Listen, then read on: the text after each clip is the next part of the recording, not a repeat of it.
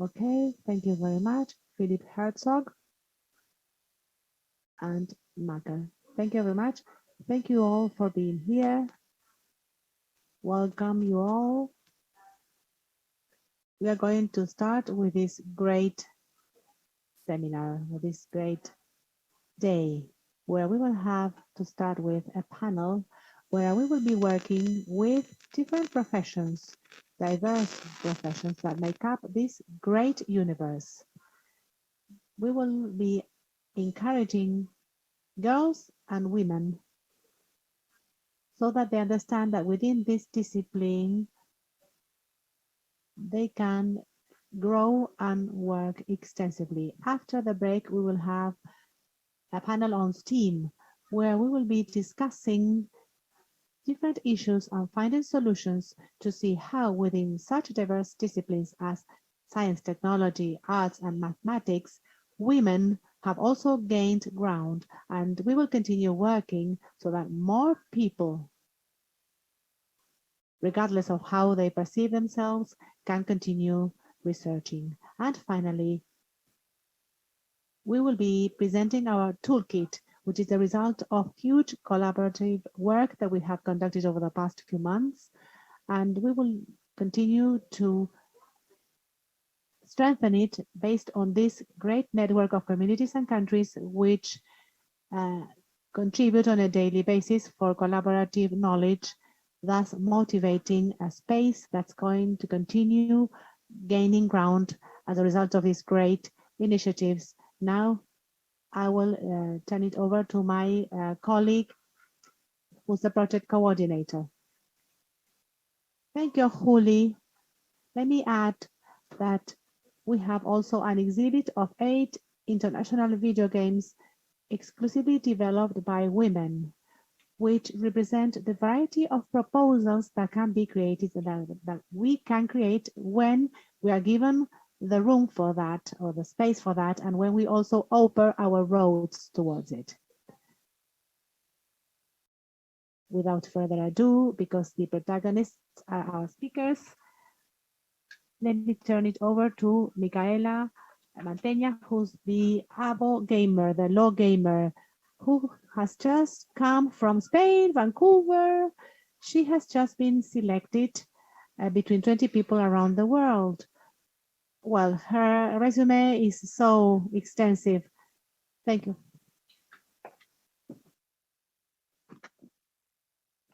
Thank you, Julie. I admire my friends very much because it is something that is an industry that I began with a lot of fear, but we will begin today. I ended up having friends for life.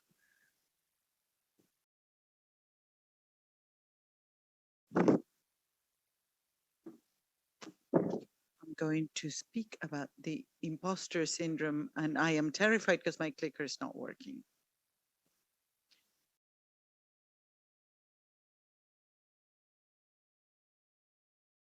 Of course, something must always fail with technology.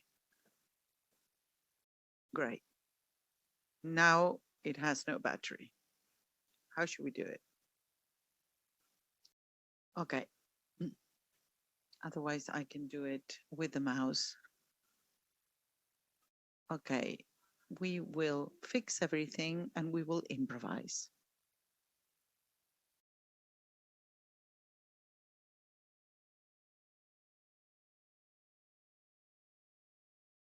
Do you want to tell us a bit? Okay, here we go. Okay, I'm going to speak about this over the presentation. My idea was to speak a bit about the imposter syndrome because when they said about doing a keynote, I do a lot of academic keynotes. I can speak to a lot of people and speak about many subjects. I've spoken in front of policymakers, presidents, lawmakers, very, very important people in the industry, but I've signed NDAs about that. But whenever we are on stage, we get anxious and fearful. I can see people nodding, and I want to see people on the chat channel sharing their experiences, because this is generally something we don't speak about, because part of this imposter syndrome fear is that we will be found out, so we won't be able to say what we feel. And something that I learned is that the first no comes from ourselves. First refusal: when we apply for a job, we see the requirements and we ourselves self censor unless we can fulfill all of the requirements that that job posting demands. We ourselves say, when seeing some opportunities, I won't be able to do it. They will realize that I'm no good. Okay, I want to tell you a story. This is me in 2019. I am a lawyer. I haven't introduced myself properly. And I always loved video games. There are many things that happened in my life that have to do with a personal crisis. I did not like my profession. I worked like any lawyer with a suit. I had my makeup on and all the stereotypes of a lawyer. And I was deeply unhappy. I could not find my passion. My passion was video games, but we began to add to the level of difficulty of the imposter syndrome. First, we're women, then it is a profession that is not naturally associated to video games. I lived in Patagonia in the south of the country. So, how would I be able to achieve this? And slowly I began, after this personal crisis, to change my own history, to study what I needed to study to get here. In December, I applied to a scholarship to be able to go to GDC. I paid for my ticket, but they gave me the entry into it. And my project was, we need a group of women in Argentina that work for other women in video games in Argentina. But my first thought is, how can I push this? I am just a lawyer. What do I have to do with video games? So I went to GDC, and like many of the good things that have happened in my life, it involves Mass Effect, because Mass Effect is a particular video game.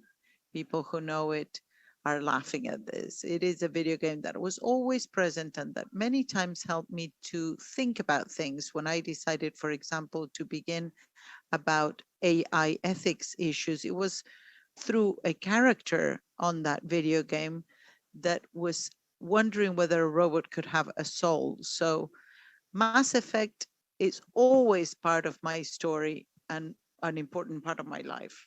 In this GDC, there was an event that was called the Rally, and I wanted to go to this event to coordinate with other girls to get to know their organizations and to get contacts.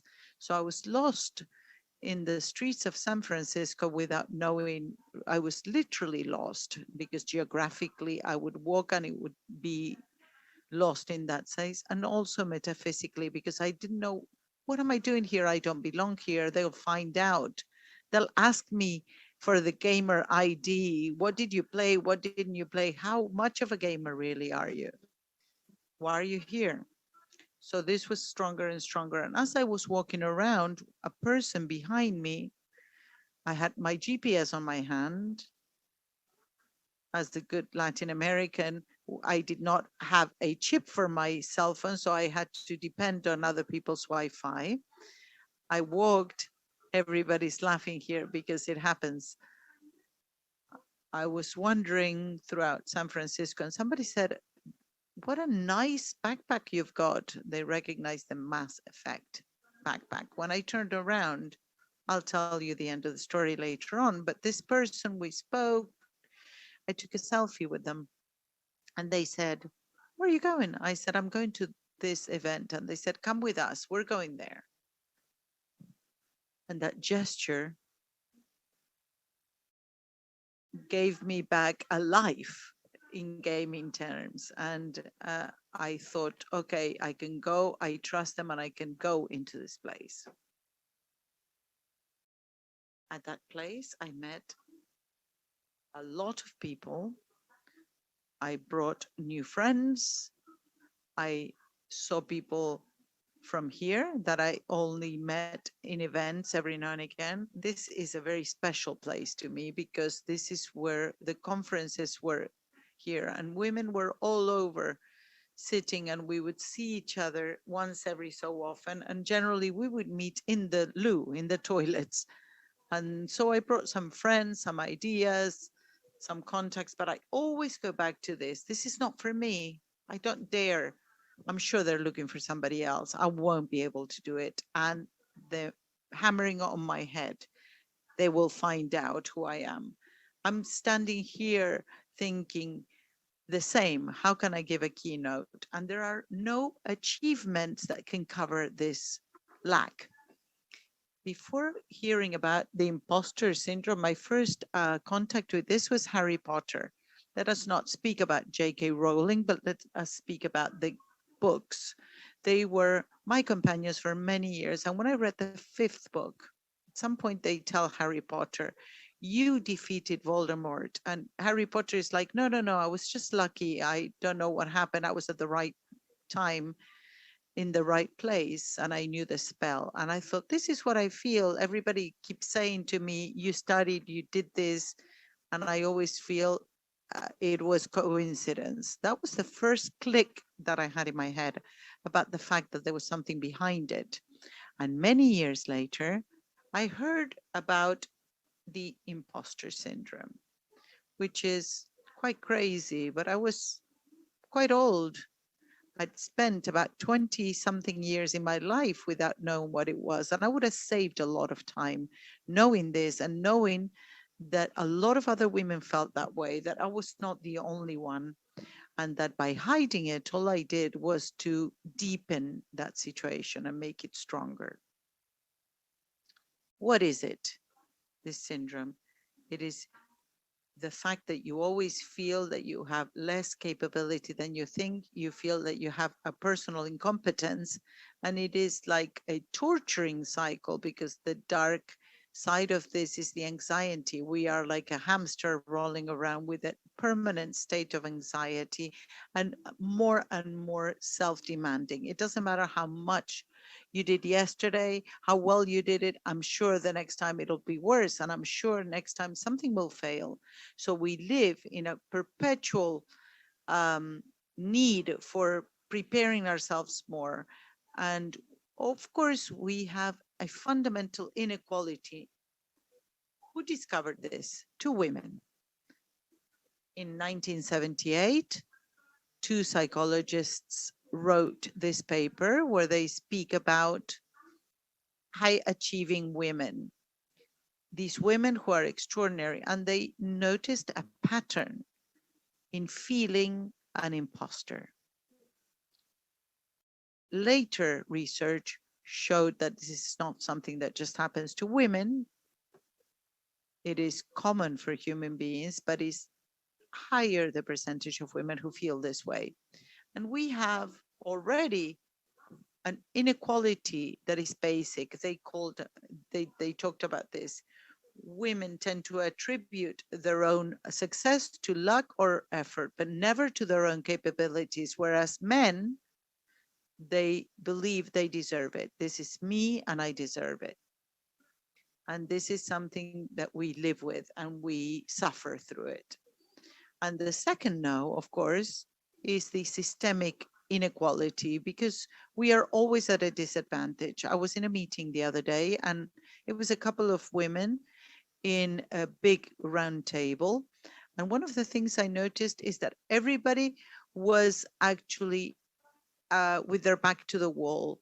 We were all aligned against the wall because unconsciously, 20% of our brain is thinking of our personal safety, the things that are expected of us, and we don't go into a meeting room with a clean brain to be able to start. And then we have, of course, inequalities when it comes to salaries, to work conditions, and to all kinds of things. So my proposal is the following. We should begin. The world is not under our control, but what is under our control is ourselves. So we should begin by saying, not saying no to yourself. basically. Just say, no, no, I'm not going to say no. And what happened when I began to not say no? Things started to open up that I would have never imagined as a lawyer. Harvard, is like the place to be. I don't really like Legally Blonde's message, but Legally Blonde's message I'm not too keen on, but it is like the mecca of what can happen professionally. And the fact of saying, I'm going to send that application, I will trust myself, made it so that I could go as an affiliate in the Berkman Klein Center studying video games, putting video games on the table in the academic arena as an activist of human rights, speaking about video games and human rights conferences. And this for me was something unattainable. I would always look at a lot of people that I admired who were at the center. But this happened when I sent the application and I broke through the fear of thinking, what will they think about me? They'll think, what is she thinking of? How can she apply? Because we normally think, what will others think of us? The second wonderful thing that happened in this short time, and what Lou was asking about, was that I became a TED Fellow. TED every year chooses 20 people around the world, from around the world, that they consider are doing things to change the status quo. Activists, artists, lawyers. And when I applied, I felt they wouldn't choose me, of course. And when I had the first interview, I thought, oh, I'm just going to go to see how I do or to see what it's about. And until I got the acceptance letter, which was like getting the letter from Hogwarts, I could not believe it. Part of my profession is to be a speaker. So, what is the other mecca for a speaker? What is the biggest goal? Is to apply for a TED conference and present your talk. To do a TED talk is in Vancouver, in the mecca for TED. Not only that, but we always like to play extra hard as a TED fellow. They told us when we were there, the organizers, that it has a ratio of acceptance that is lower than Harvard. Only 1% of the applications are accepted. So when they said that, you should say, or you should begin to accept the evidence and to trust it. But no, of course not. We will always mistrust our own capabilities. And that's why, until I did not see myself on this big screen, I felt I would be denied, that they would realize that made a mistake and they would send me back to Argentina. The mouse is not working now. The mouse realized that I'm an imposter. If not, we will just do it from here. Okay, so where does everything begin? It begins, and this is a message for parents who are looking at this, it begins by access, begins by small things. It begins by the fact that when I was a little girl, I had access to a console in the same condition as my brother. My brother hates this picture because has long hair, and you can see I'm a little girl here. And how does it continue?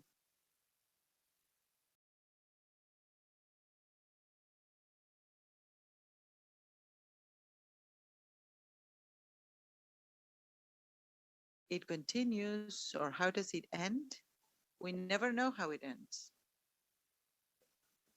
I the the talk has not been published, and I'm thinking I'm sure they'll find something in the talk and they won't publish it. They won't stream it. It's not enough for me to go on stage. I always feel doubtful. So this initial thought that was holding me back, which was, what does a lawyer has to do with video games? What am I doing right now? I am working. I'm sure you've heard about the metaverse, and I'm sure you're sick of it. But there is a very important thing because the metaverse is a conjunction of internet, video games, our own lives, and social networks. We must speak about the ethical problems and the regulatory issues. So I am working, researching in developing ethics for the metaverse and a regulatory framework for the metaverse. I am working, I do conferences, I give advice on this because, of course, the metaverse will involve all aspects of our lives and will impact us, will have an effect. So, a lawyer is necessary to be able to analyze the ethical aspects. So, do you remember the person in my story? Do you know who this person is? It's Phil Spencer. When I was walking lost in San Francisco, the person who said that's a great backpack and who then said, you know that I worked on that game. And after 3 seconds of me stammering, because I am a very big fan of Xbox, I managed to articulate a couple of words to thank him. He was walking towards the event with other women in the industry who were absolute champions in Xbox and who were going to show the path they had done for the ones who were behind. We were 3 blocks away from the event.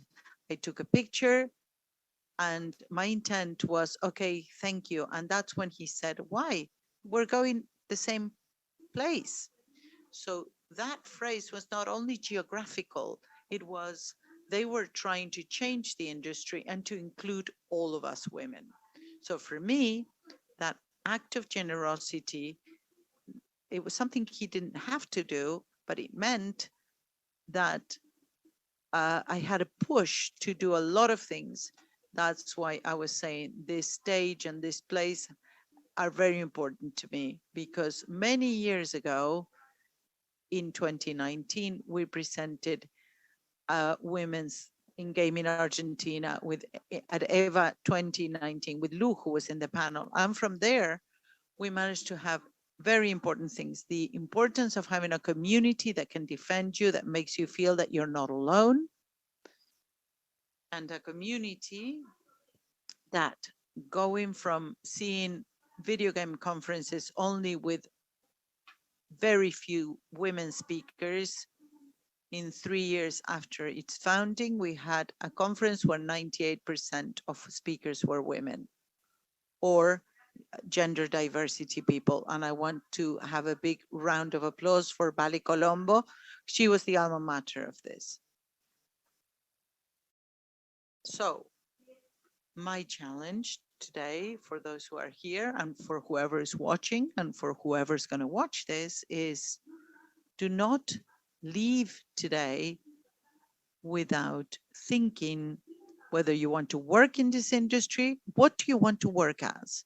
And if you are working in the industry, who can I help? So all of those people who are at the chat channel, who are working actively in the industry, leave your contact details.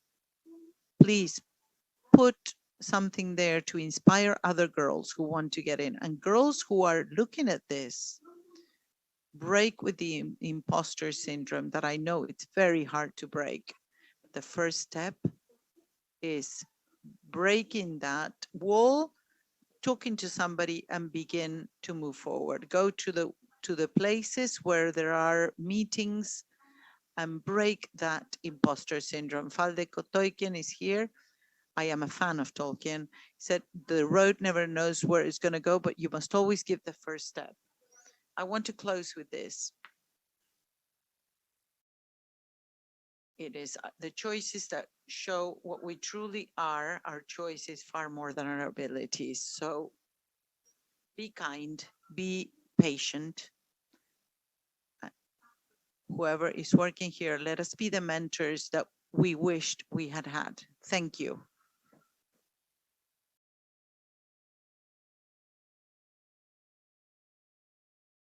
Thank you very much. Mika, don't go away. We will sit here in this great living room and you are sitting in the middle. So since we have a few minutes left, while the panel members get ready to discuss professions, what can we ask you? My impostor wanted to run away. They will realize. I loved that phrase. Everything starts with access. That's precisely what Sheroes in games is. Opening up that access and allow girls to get there from an early age.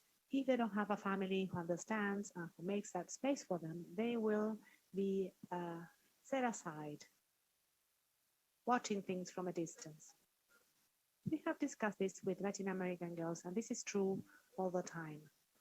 First, gaming, particularly in connection with technology, was very much linked to boys. The console was bought for boys, and we were gamer number two. When there was some free spare time, we had access. Fortunately, that is changing now and having different devices. And that's why I highly appreciate the mobile industry because it allows access to gaming. The game is yours now because clearly everyone, almost everyone has a smartphone. Something else that we were saying with the girls is that having been able to approach video games is what uh, arose that interest in doing this for a living. Something else you mentioned with the intention of attending the TED Talks, those motivating talks, and also creating these role models, because if there's something that this does is to encourage young generations and also adult women who say, can I now work on programming and get closer to this fantastic universe, which is so attractive? Can I produce something now? Yes, you're totally right. And that's extremely important. This idea of saying, I'm, I'm 42 years old, and the industry usually sees that this is for younger women, but that's not true. And the second prejudice is that maybe there's something else. Some women who are playing with video games do not consider themselves gamers. We are imposters even with the things we like. Women sometimes say, I play Candy Crush, I'm not a gamer. So they are their own imposters. This panel, I believe, is extremely interesting because it will discuss the different roles and the different entry gates for the industry. As I was saying, what does a lawyer have to do with this? Well, she has a lot to do here. No one was in a position to predict that metaverse was going to be so popular and that there were going to be people working on ethics within the video game industry and companies. We shouldn't think about today I can't, and you never know how things are going to unfold along your road. What are your next steps that you can reveal, of course? I can't say that. I can't tell you that. It's more than Hogwarts. I can't believe it. Let me tell you a small story. When I reached that place, there were very few of us. I locked myself up in the bedroom and I said, what shall I do? What shall I do?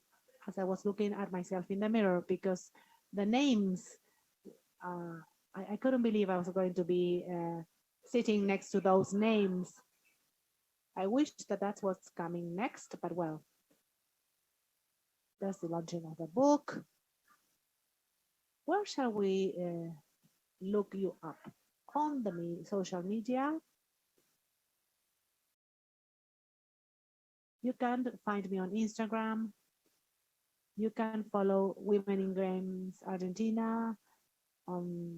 That's an excellent point of contact to join the community. There are going to be more talks and many trips going forward. Shortly, Berlin, New York. So you can upload messages on Instagram for mothers and parents and tutors. Never speak pejoratively of the industry because this is a huge and wonderful industry. So never use the diminutive for the games.